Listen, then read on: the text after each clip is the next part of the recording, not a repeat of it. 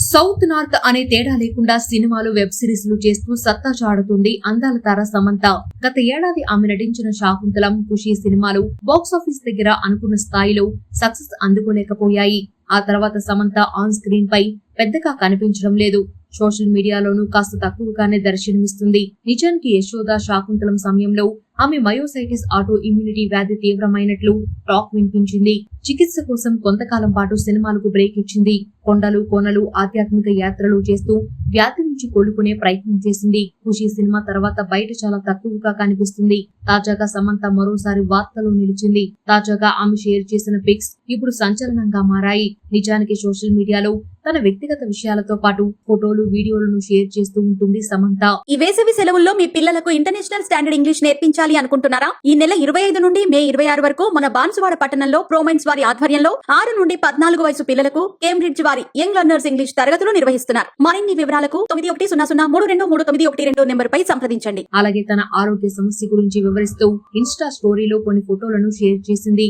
ఇందులో ఒక ఫోటోలో ఒంటికి బాత్ టవల్ కట్టుకొని చెయ్యి మీద కూర్చొని రిలాక్స్ అవుతున్నట్లు ఉంది. ఇక రెండో ఫోటో బాత్ టబ్ లో కూర్చొని ఉంది.